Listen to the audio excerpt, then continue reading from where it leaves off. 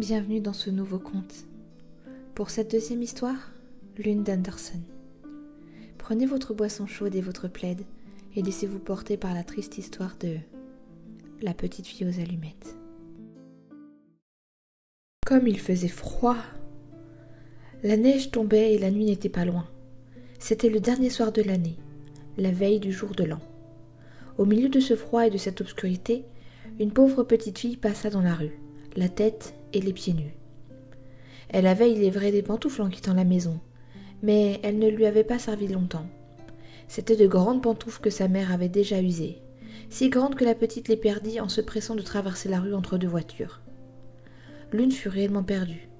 Quant à l'autre, un gamin l'emporta avec l'intention d'en faire un berceau pour son petit enfant quand le ciel lui en donnerait un. La petite fille cheminait avec ses pieds nus, qui étaient rouges et bleus de froid. Elle avait dans son vieux tablier une grande quantité d'allumettes et elle portait à la main un paquet. C'était pour elle une mauvaise journée. Pas d'acheteur, donc pas le moindre sou. Elle avait bien faim et bien froid, bien misérable mine. Pauvre petite. Les flocons de neige tombaient dans ses longs cheveux blonds, si gentiment bouclés autour de son cou. Mais songeait-elle seulement à ses cheveux bouclés? Les lumières brillaient aux fenêtres, le fumet des rôtis s'exhalait dans la rue. C'était la veille du jour de l'an, voilà à quoi elle songeait. Elle s'assit et s'affaissa sur elle-même dans un coin entre deux maisons. Le froid la saisit de plus en plus, mais elle n'osait pas retourner chez elle. Elle rapportait ses allumettes et pas la plus petite pièce de monnaie. Son père la battrait.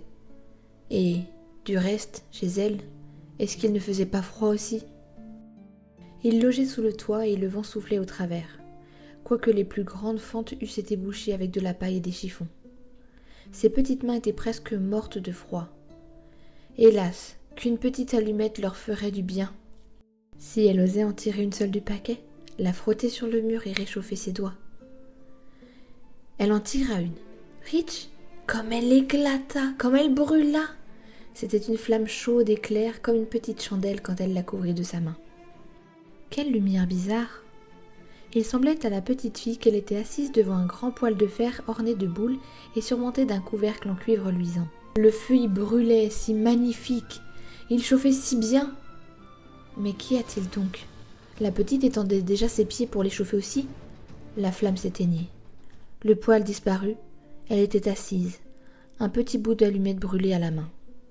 Elle en frotta une seconde, qui brûla, qui brilla, et là où la lueur tomba sur le mur, il devint transparent comme une gaze.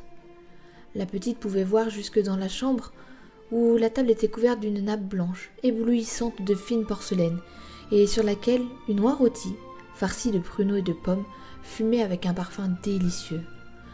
Oh, surprise! Oh, bonheur! Tout à coup, l'oie sauta de son plat et roula sur le plancher, la fourchette et le couteau dans le dos, jusqu'à la pauvre fille. L'allumette s'éteignit. Elle n'avait devant elle que le mur épais et froid. En voilà une troisième allumée. Aussitôt elle se vit assise sous un magnifique arbre de Noël. Il était plus riche et plus grand encore que celui qu'elle avait vu, à la Noël dernière, à travers la porte vitrée, chez le riche marchand. 1000 chandelles brûlaient sur les branches vertes, et des images de toutes les couleurs, comme celles qui ornaient les fenêtres des magasins, semblaient lui sourire. La petite éleva les deux mains, l'allumette s'éteignit.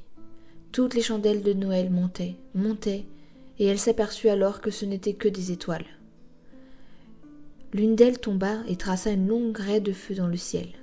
« C'est quelqu'un qui meurt », se dit la petite, car sa vieille grand-mère, qui seule avait été bonne pour elle, mais qui n'était plus, lui répétait souvent « Lorsqu'une étoile tombe, c'est qu'une âme monte à Dieu. » Elle frotta encore une allumette sur le mur. Il se fit une grande lumière au milieu de laquelle était la grand-mère debout, avec un air si doux, si radieux.